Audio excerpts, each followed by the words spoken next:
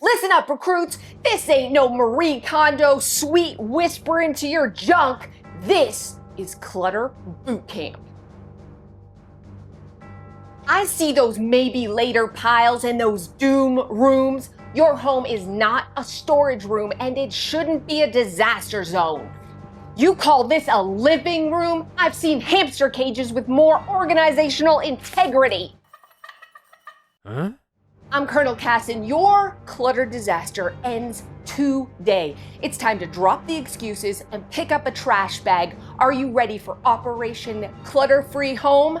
Let's move. You have 5 minutes to grab your tactical supplies. You need a timer, it could be your phone. You need a trash bag and a box for donations. This is a full-blown clutter emergency, and your sentimentality, that is the enemy. Are you ready? Let's move! Before we start, let's have some real talk.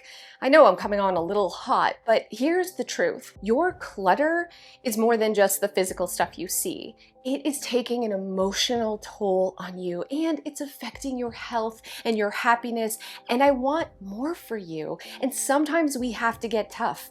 That's all there is to it. Sometimes we have to get to a point where we say, enough is enough. I don't want to live like this anymore. I need my house to be easier.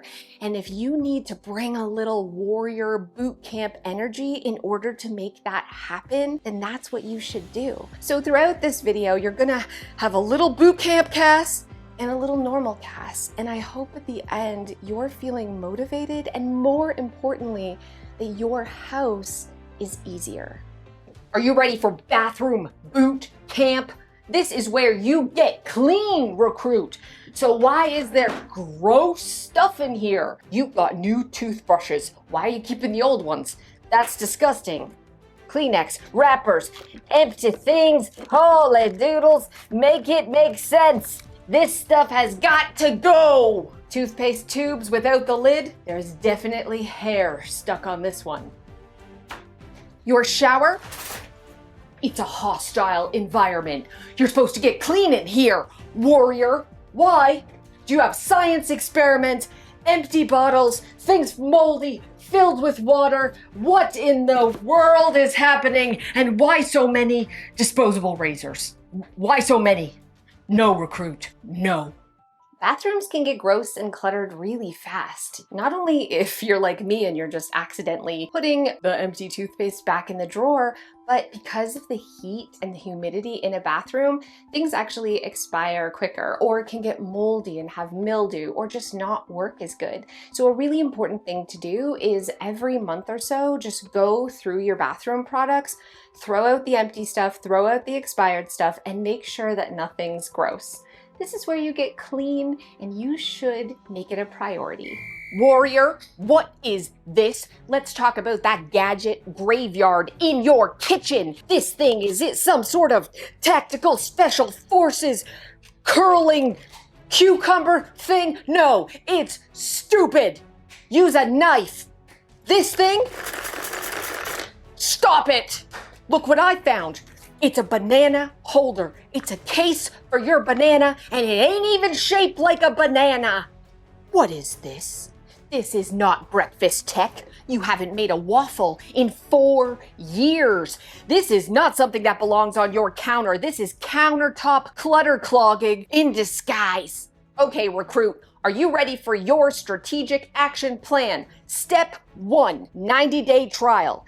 If this gadget hasn't seen action in the last 3 months, it is time to say bye-bye. Step 2, deadbeat duplicates. Why do you have more than one can opener? Try to open 2 cans at once. Try it. I dare you. It's impossible. 1 can opener is all you need. Also, 1 potato masher. Stop the madness. Step 3, only keep things that are earning their rations. Coffee maker used every day, it can stay on the counter. Something you haven't touched in 10 years, it is moving out, recruit.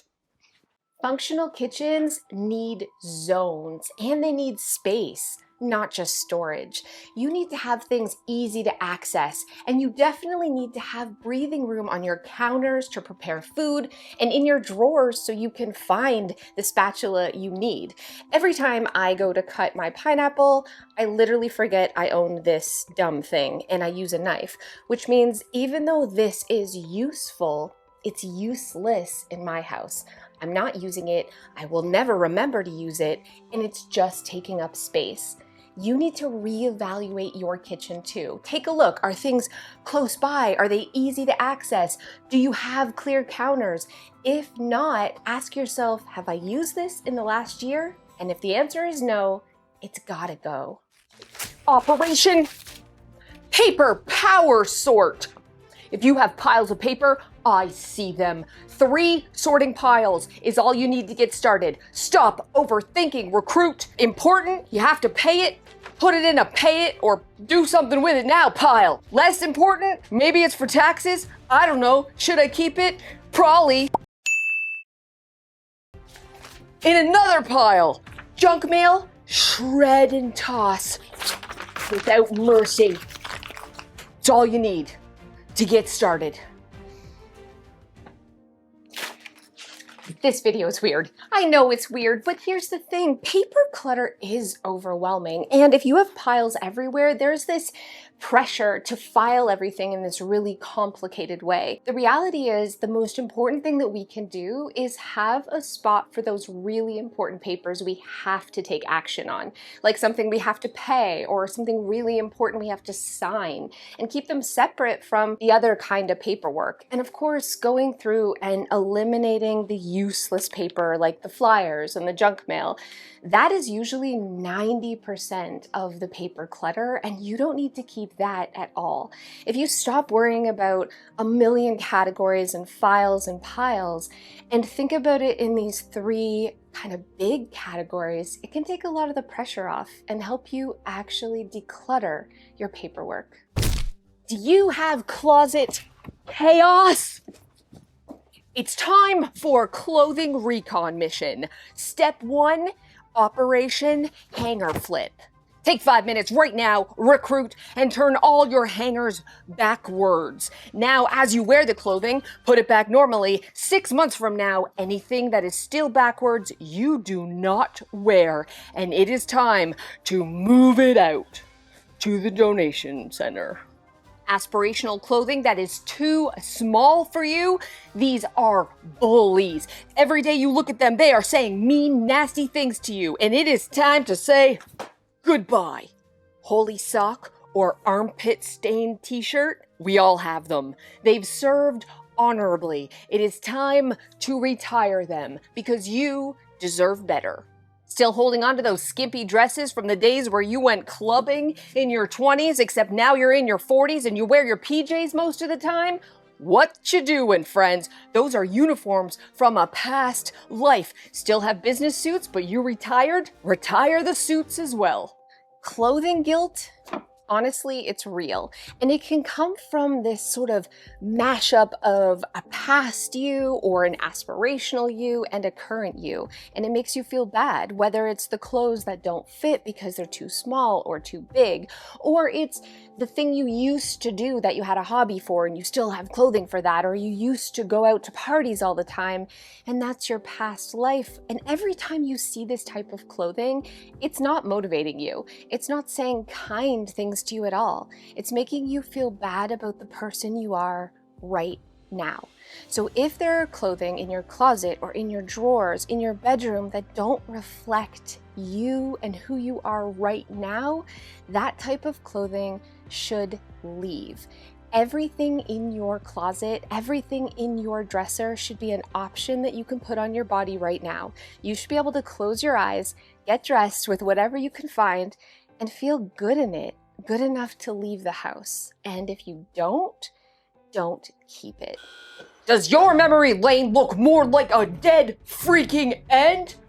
Sentimental clutter, it is stealthy, recruits. It creeps into your home and it feels special. It feels important. But I want you to ask yourself, is this worthy? This is worthy. Oh. Is this worthy of the space that it is taking up? Are you keeping this for your great grandkid one day? Is there a story behind this? This is her first dress she ever. Is there a story behind this? The answer, if it's no, take a photo and pass this on to someone else to love and cherish. Because if everything is special, nothing is special. You need to be tough. Do not let your stuff emotionally blackmail you. Recruit. Okay, let's have some real talk. Memories and sentimental clutter is hard. It's so hard to let go of. And this is extra hard when it's mixed in with your everyday stuff. So the photos and the notes and the handwritten things and the kids' artwork, if it doesn't have a place of honor, then it's impossible to let go. So the first thing you need to do is give yourself a memory bin for every family member. Have a container, let that be the bad guy, and only keep the things that are worthy of the space. Everything else, it can still be special. Take a photo and let the physical thing go. It's so important that you treat your memories and your special things with respect and don't keep them all, because if everything's special, nothing is special. Sometimes it's really helpful to be tough on myself, but I also have to be kind of gentle and soft, which is why I love today's sponsor, HelloFresh. I'm hard on myself when I don't have time to cook a healthy meal for my family, and the summer is nuts, which is why I treat myself to 3 HelloFresh meals. They are delivered to my door, they have so many delicious recipes to choose from, and everything's pre-portioned, so there's not waste. I'm not wasting money, wasting food, and I love the step-by-step easy instructions. There's photographs, so even my 12-year-old can help make dinner or do it totally by themselves. I absolutely recommend HelloFresh if you are busy to give yourself some grace. Don't worry about the grocery store and cooking. Let HelloFresh help you. Right now, you can take advantage of HelloFresh's incredible offer by using my code ClutterbugFM for 10 free meals and a free add-on for life. 1 free item per box with active subscription. Free meals applied to the discount on the first box. New subscribers only. Varies by plan. Sign up today. Click the link in my description or use my code ClutterbugFM. It's time for Operation Outdoor Overhaul. This isn't a backyard, this is a clutter battlefield. I know you have empty pots just sitting there, making you feel bad about yourself. Goodbye. Broken and moldy kids' toys? Nope, those are tripping hazards, friend. Here are your rules of engagement for the backyard. Step 1, walk the perimeter. Anything you notice that is not defending your joy, it's gotta go. Step 2, fight the furniture. If you have moldy lawn chairs, phew, they gotta go. Step 3, take a picture. Sometimes just taking a picture and looking at your backyard, you will notice things that's making it look like Sanford & Sons. Something really fascinating about outdoor clutter is that it actually affects your brain even more than indoor mess or indoor clutter. Because what happens when you have junk and piles and it looks like, ooh, outside, it signals to your brain that your house is unsafe. But that also means when you spend time decluttering and tidying up your patio or your backyard or your driveway, it's gonna have a huge impact and make you feel better about yourself and your home. Science backs this up. Our brains register messy patios as danger zones. So cleaning them up is like neurological first aid. If you find this stern, tough decluttering actually helpful, I'm quickly going to put a link in the description to a 30-day organizing bootcamp. I mean, I'm not like full yelling at you in army fatigues, but the truth is I'm tough and I push you, and it's $1 a day for 30 days, and I promise it will transform your home or your money back. So if you're interested, check out that link in the description. It's digital detox drill. Your digital devices, they are terrifying me. Just kidding, because mine are actually really, really scary. 10,000 unread emails? That is a cyber siege. Can you not see your desktop because there's 1,000 icons? Same girl, same. Enough is enough! Does your phone have a million apps that you haven't used since the Ice Age? This isn't tech, this is chaos. It's time to launch a full-blown digital detox. Delete those emails. Or archive them if you're lazy like me. What are you doing? Delete those apps and make sure you're not paying for things you're not using, recruit. And let's talk about iCloud. I have no business talking about iCloud. Tech is scary. Maybe ask a friend or family member who knows what they're doing. But it is time to take action. This is stuff like CIA level complicated, but you can do it. We can do this. Here's the thing. Digital clutter isn't just virtual clutter, it's brain clutter too. Every time you get a notification and an email and a little ding, it's distracting you, especially if you're getting like 23 every hour. That's just crazy pants. And also constantly having to scroll through your phone to find the app you want, it's decision fatigue, it's overwhelm. It's not just the emails and this and the app, it's also the money it's costing you for all of these things you don't even know you're paying for. Enough is enough. What we really need to do is just be intentional. Schedule 15 minutes and go through your phone and delete apps you're not using and unsubscribe from apps and subscriptions that you're not using. And if you're overwhelmed by your email, maybe just archive them all. You don't have to go through and delete. Archive them so they're out of your inbox, and then as new emails come in, you can just unsubscribe from the ones you don't use and love. Honestly, taking a few minutes every week can save your sanity when it comes to digital clutter. Are you ready for toy territory? Take down recruits with mini recruits. Fall in. Their room is not cute when it is a cluttered mess. You got stuffed animals multiplying like rabbits. They are not adorable. They're kind of adorable. They are not adorable. They are clutter and they need to go. Also, broken things, random things, all the things your kids don't play with, they are taking from your kids' creativity. Here are the 3 rules you must follow to make your kids' space functional. Rule number 1, missing parts or broken things. They are leaving. If I kick it, it's gonna make a mess on the floor. Rule number 2, if your kids haven't played with it in 2 months, they probably don't even like it anymore. Rule number 3, we are not keeping toys just because they're sentimental. You can take a picture, you can put it in their memory box, but it doesn't belong in their space just because it makes you have all the feels. Your mission? Set a timer for 5 minutes, make the toy space better, and then from now on, follow the 1 in, 1 out rule. When they get a new toy, one toy has to go. That's the 1 in.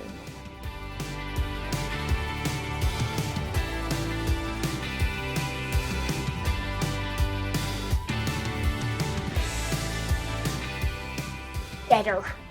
I know it can be really hard to get rid of your kids' stuff. As their parent, you don't want to upset them, and it is their belongings, but it's also our job to protect them, and even sometimes from themselves. Just because they want to keep and have everything doesn't mean that's good for them. A really good place to start is with toy rotation.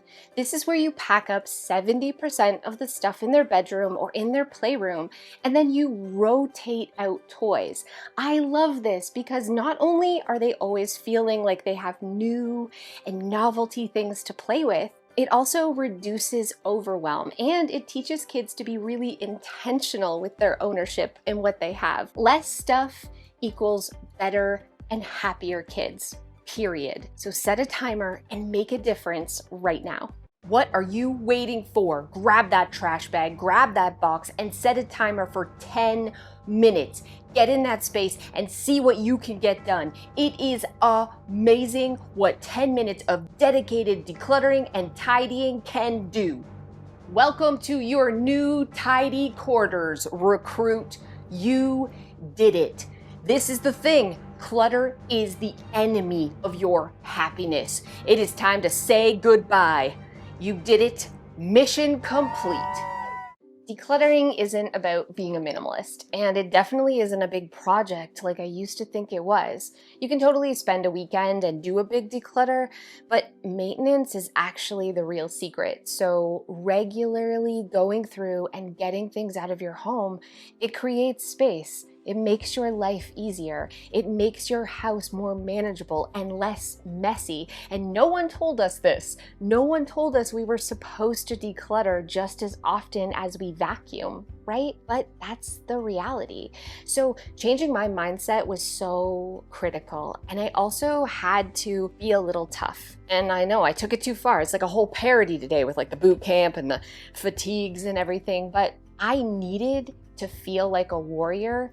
And I had to get mad at the stuff in order to make a difference. I did. I had to see my clutter as an enemy and not the cool stuff I bought or what it could be in the future or how much it costs. I had to get mad at it. I had to put the blame off of me, and I'm bad at keeping a clean house, and put it where it belonged, on the stuff that I wasn't using, that wasn't serving me, and I had to kick it out. So I know this is extreme, and this was like a ridiculous video, but maybe you need a little bit of that warrior, angry, tough energy in order to make a real difference in your home too, because you're worth it. You deserve a clutter-free home.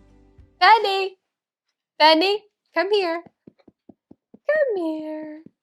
Come on, come on. I know. Oh. Thank you guys so much for those of you who have stayed to the end. My dog does this hilarious thing, and maybe your dog does too. She feels legit shame every time she gets a haircut. I don't know if she feels naked. Maybe. I mean, she still has fur, but every time we take her to the groomer, she just like hides her body for the next week or so. She buries herself under pillows and blankets. She hides in a corner. She like sulks like she's so embarrassed about her bad haircut. And then she gets used to it and she's over it. I think you look beautiful, Penny. Doesn't she look beautiful? Tell her she looks beautiful. She's embarrassed. Let me know in the comments below if your dog is the same way, and if like, what? I thought dogs didn't have self-awareness, and yet they can be embarrassed. Make that make sense. I'll see you guys next time. Ready?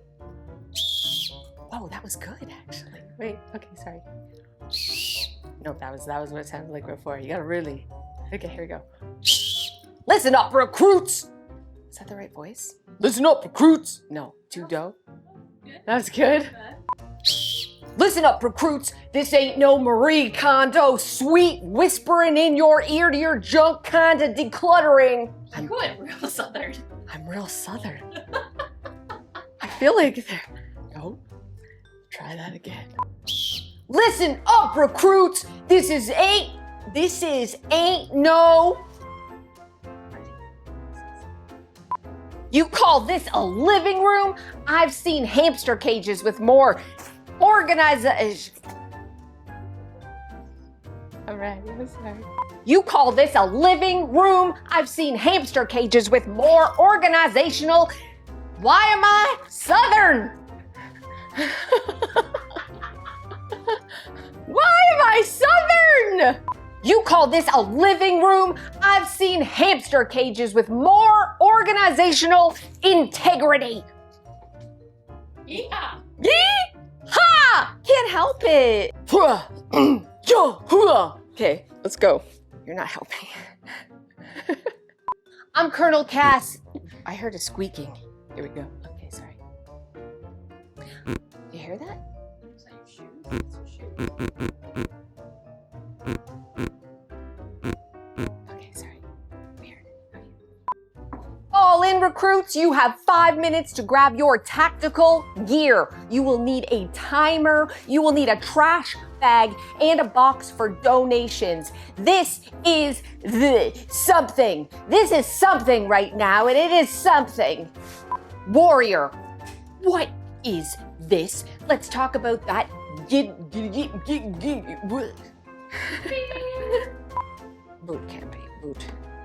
Bootcamp. Bootcamp.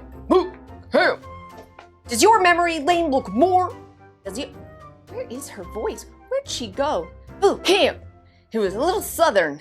She got soft after lunch. Hey, hey, hiya!